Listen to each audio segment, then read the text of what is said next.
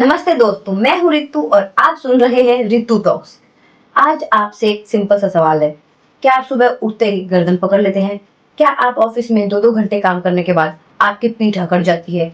या आप रात को सोते वक्त फोन चलाते-चलाते आपकी गर्दन दुखने लगती है? अगर आपका जवाब हाँ है, तो ट्रस्ट मी, आप अकेले नहीं हैं। आज के टाइम में नेक पेन और बैक पेन कोई बीमारी नहीं, एक लाइफस्टाइल बन चुकी है। इस एपिसोड में हम बात करने वाले हैं कि नेक पेन, बैक पेन होता क्यों है, लोग सबसे बड़ी गलतियां क्या करते हैं और घर बैठे कुछ तरीकों का जिससे आप नेक पेन बैक पेन से बच सकते हैं। और सबसे इम्पोर्टेंट, कब हमें फिजियोथेरेपी के पास जाना चाहिए। सबसे पहले समझते हैं कि नेक पेन और बैक पेन होता क्यों है। सबसे बड़ा रीजन है पोस्चर। हम अक्सर क्या करते हैं, फोन लेटे लेटे चलाते हैं। फोन चलाते वक्त हम अपनी गर्दन झुका लेते हैं। लैपटॉप पे काम करते हैं तो अपनी शोल्डर आगे कर लेते हैं। इन इन सब कारणों की वजह से हमारे मसल्स पे जोर पड़ता है, स्पाइन पे अननेसेसरी लोड होता है और ब्लड सर्कुलेशन कम हो जाता है, जिसकी वजह से हमें प्रॉब्लम्स होने लगते हैं, पेन होने लगता है। दूसरा रीजन है मूवमेंट की कमी।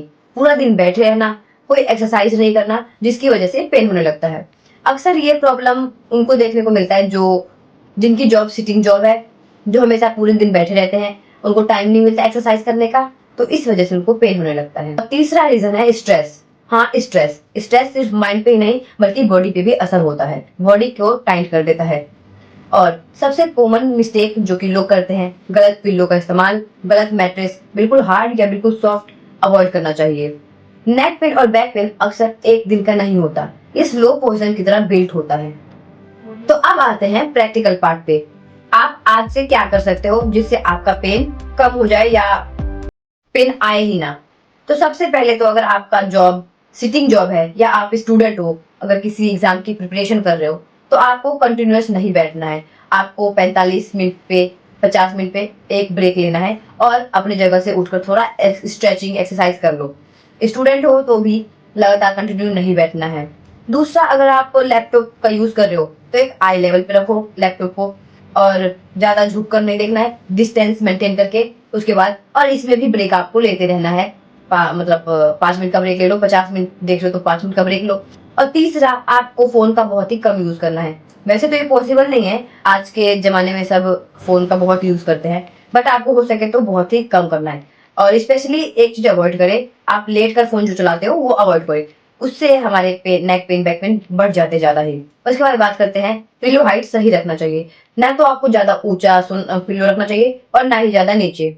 उसके बाद आपको हाइड्रेशन, आपको ज्यादा से ज्यादा पानी इनटेक करना चाहिए और स्लीप प्रॉपर लेना चाहिए। आपको 6 से 8 घंटे का sleep is more than enough. ना तो उससे कम करे और ना इससे ज्यादा करे। ज्यादा करोगे तो भी पेन बढ़ जाता है एंड कम सोओगे तो पेन तो रहेगी ही बॉडी में।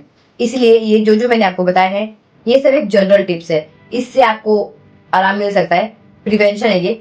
अब बात करते हैं सबसे इंपॉर्टेंट क्वेश्चन कि हमें प्रोफेशनल हेल्प कब लेनी चाहिए, हमें फिजियोथेरेपिस्ट के पास कब जाना चाहिए।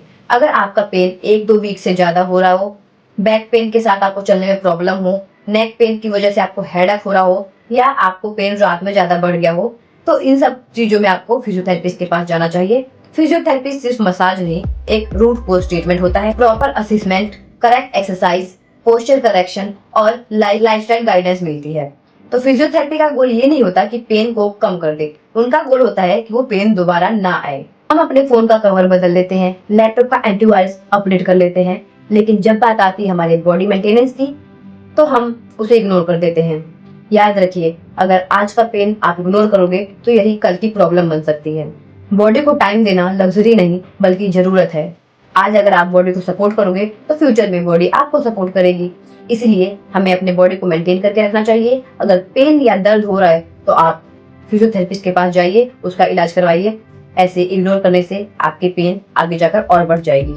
तो दोस्तों, नेक पेन और बैक पेन नॉर्मल नहीं होता, कॉमन होता है लेकिन नॉर्मल नहीं होता। इसलिए अगर आपको नेक पेन या बैक पेन होता है तो आप अच्छे फिजियोथेरेपिस्ट के पास जाए और अपना इलाज करवाए, अपना ट्रीटमेंट करवाए। तो आज की वीडियो आपको कैसी लगी? अगर हेल्पफुल लगी तो कमेंट, लाइक, शेयर कर देना गाइस। तो इसी के साथ मैं मिलती हूँ आपको किसी नेक्स्ट टॉपिक पे। तब तक हेल्दी रहिए और अपने बॉडी को मेंटेन करके रखिए।